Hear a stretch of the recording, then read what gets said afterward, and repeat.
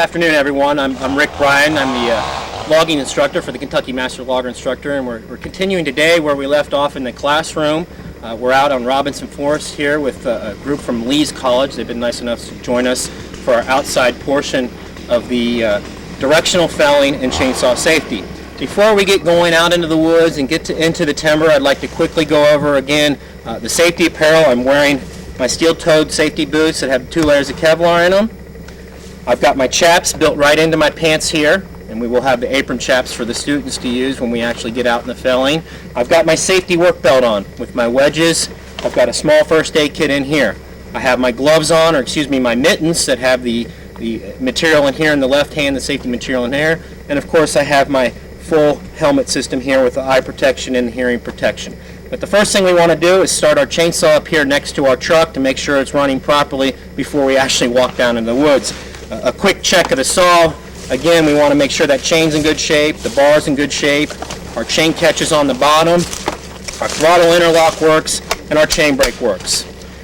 We've already determined all that, so we're ready to start our chainsaw up, and we are going to do it in the standing position this afternoon. In the standing position, we put our left hand in the corner of the handlebar here, and we lock our left elbow down like this. That forces that rear handle to fit right on top of our left knee. We're going to put our hearing protection on, and when we're going to get the saw started, we're going to warm it up a little bit, and we're going to hit it wide open throttle, engage that chain brake to make sure that chain brake works.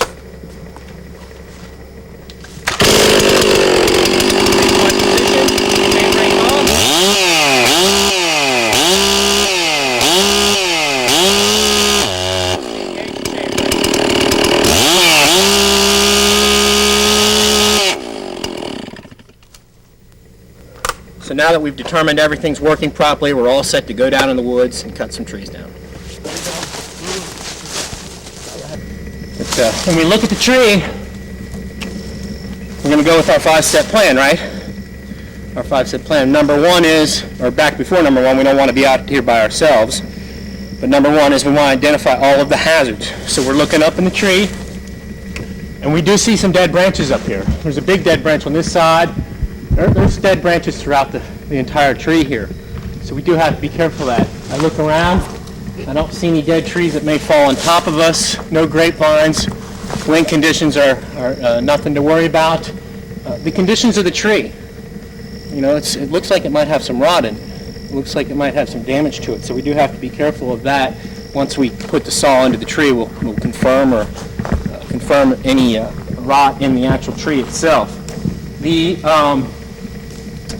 good side and the bad side, well, we really have to take a step back from the tree to determine the good side and the bad side. And as we look at the tree, I determine that the bad side is where we're going to fell the tree, right? The natural direction the tree wants to fall is right in that direction. That would be the bad side of the tree, correct? Okay. So the good side of the tree is going to be on this side of the tree, any place up this side. So what we're saying is bad side, good side. Right? I don't want to finish my cut up on that side of the tree. Right? Now I want to start it on that side of the tree if I felt that the bar was not long enough to go through the tree. And it may not be long enough to get all the way through this tree. Number 3 is escape route, right? So we have 2 options on our escape route, 45-degree angle this way or the 45-degree angle off in that direction. I'm going to clear this out and just make my escape right up in this direction here. My number 4 on my 5-step plan is how much hinge am I going to use. Okay. I'm going to guess, 24 inches, 26 inches DBH? Anybody guess on it?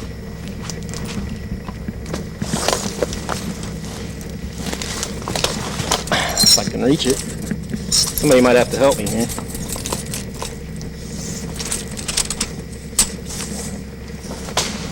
Does anybody know how this tape works? What's it measuring?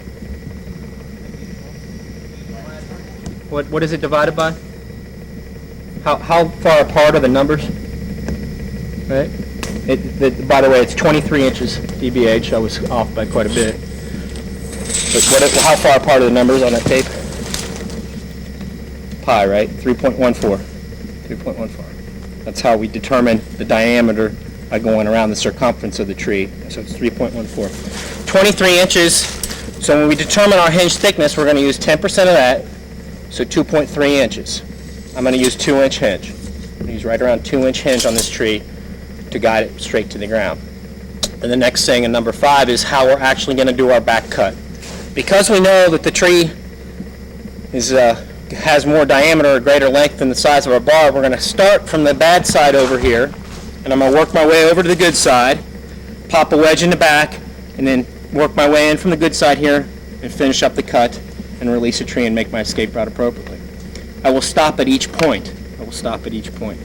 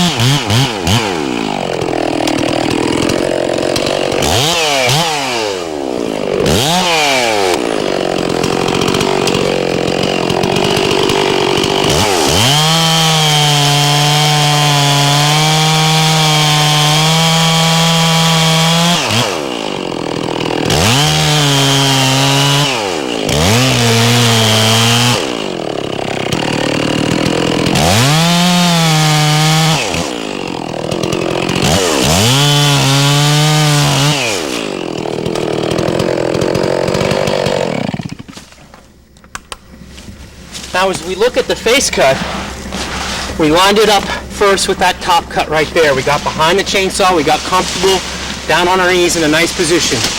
Getting behind the unit, aiming up the tree right where we want it with our face cut. We come down at almost a 70 to 80 degree angle. This enables us to come pretty flush into the ground on this tree. I didn't get quite as low as I wanted to, but the tree itself it's kind of got some rot down in here, so we're not really losing any value out of the tree any lower than this, and we would have just dolled our chain up by getting any lower than that. If you look at my wedge, it's right at 90 degree angle. A 90 degree piece that came right out of the front here. I'm about 20% into the tree.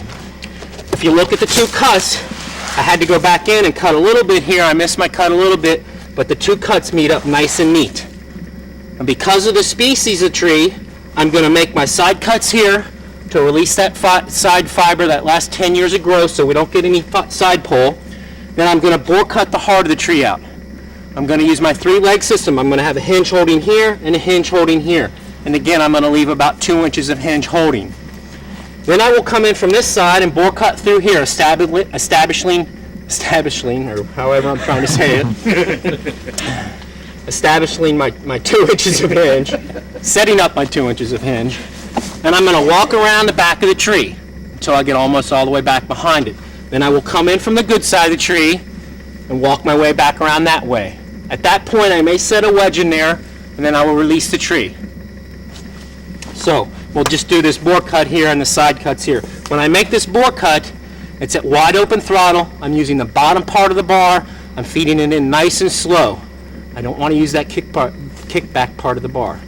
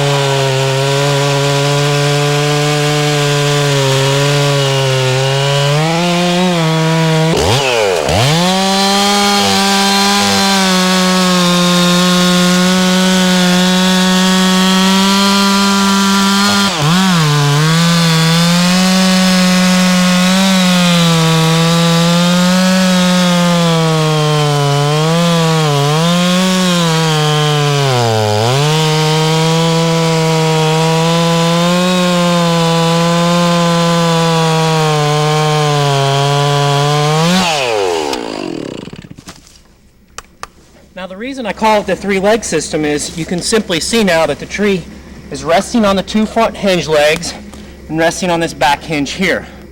Now if there was any doubt, the tree cannot sit down on our saw bar because it's resting on that back leg.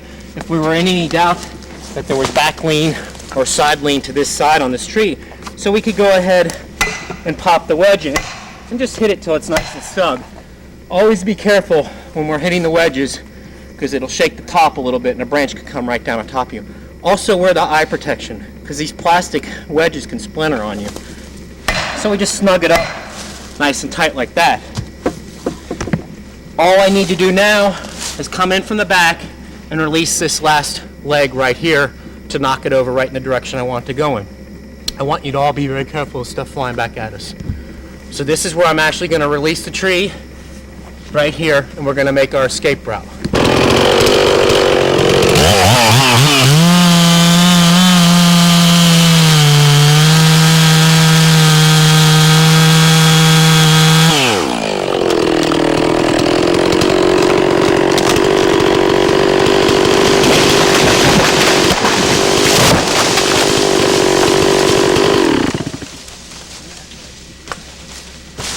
When we look at the stump, this is when, we're out in the woods and we can just look at a guy and see his stump and see what kind of timber cutter he is. Okay?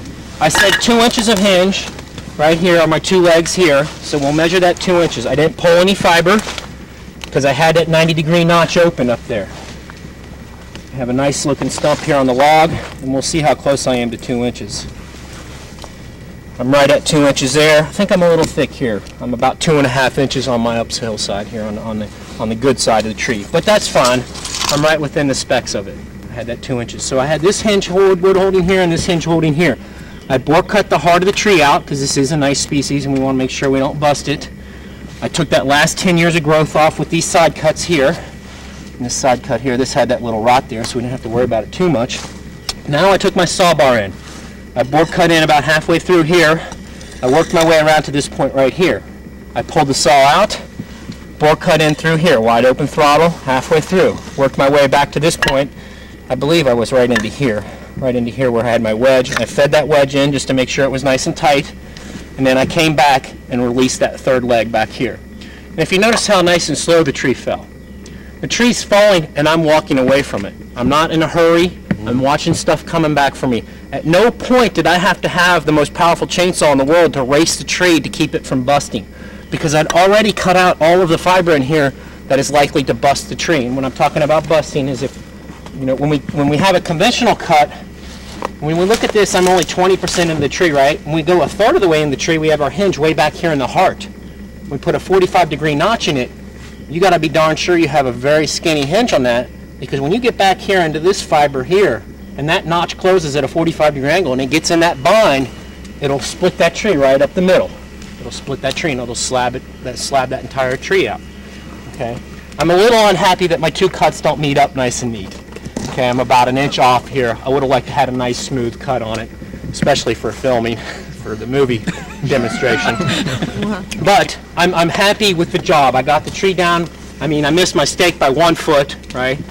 I got a nice escape route. I didn't pull any fiber. I got the tree down on the ground in a timely fashion. Got it down in a very timely fashion, even though we stopped and talked about each component there. Is there any questions on this stump? Anything about what I did? It kind of makes sense, doesn't it?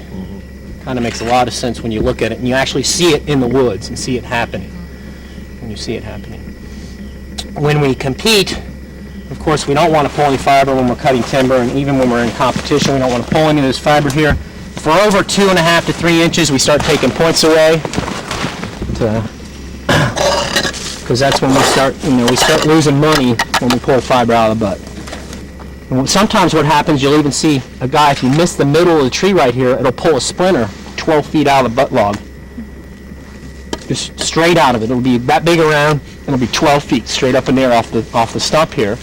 And again, we lose a lot of money in that situation. When we try to take it to the mill, they're going to deduct that when they go to cut it or saw it up into board logs. Like the 5 points of information that we had on the tree itself, we have 5 points of information that we have when we look at the tree when it's on the ground to go down and limbing it. and topping it. Number one is we want to identify all hazards. You know, look up before you walk down there. We broke a lot of tops out of this one tree here. We want to make sure nothing can fall down on top of us. Number two, did we create any spring poles? Do we have any little saplings under there or branches that if we touch them with the chainsaw, they're going to spring out and hit us in the leg and break our leg? Number three, we're looking at the movement of the tree itself. We can determine a lot of the tension of the tree by where the tree is actually laying in relationship to the stump. If we've got a lot of forward movement, we know we're going to have a lot of things under tension coming back at us. If this tree was behind the stump, you know, if the top was real springy and it sprung back behind the stump, that would give us a lot of information as far as the pressure that the limbs are under. Finally, the last thing we want to do is look at any twist on it. Did it roll one way or the other? It looks to me like it rolled a little bit downhill, but not much. So those are the 5 things of information we're looking at before we go down and top this tree. As we go down, we're just going to work our way, and we always want to be on the uphill side of the tree. Always want to be on the uphill side of the tree, because when we release that tree, it may roll downhill on us. So we're going to walk our way out the tree, limbing it until we get to a point where we determine it's time to take the top off of it. But when I make this bore cut on this tree, what I'm going to do is set up a tongue and grooved technique of topping it. I'm going to bore cut right through the middle of the tree. Then I'm going to come down from the, I'm going to come up from the bottom about a third of the way and down from the top about a third of the way. I'm going to sever all the fiber of this tree without just coming right through the cut. Okay.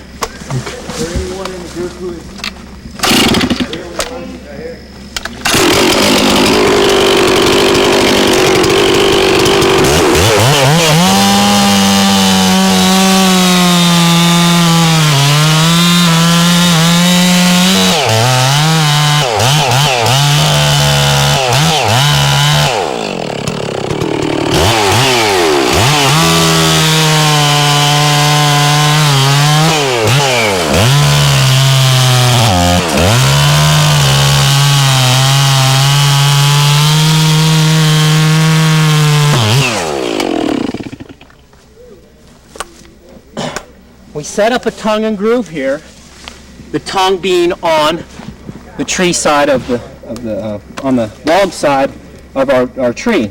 What we've done is we bypassed all the fiber right in here. We bore cut through. We came down from the compression side a third of the way through till we started to feel it tighten up. Then we came up from the release side until it released. Now, if you can see, if we were on real steep terrain, there's no chance for that log to roll down the hill, or is there any chance for the top to roll down the hill? So now the skidder hooks up and this fiber just pops right off and you can haul the log out. And what we're going to do here is just show you how that inertia chain brake activates. When we make the bore cut, we want to be wide open throttle, good body control, and use the bottom part of the bar and feed that saw right in nice and easy. If we do not do that, if we use the top of the bar, what will happen is the chain will actually stop and we get an inertia kickback. When I reach about a 25 to 45 degree angle, you'll notice the chain will stop rotating in this kickback situation. So right now, I'm going to do it in the wrong way just to show you how the inertia chain brake activates.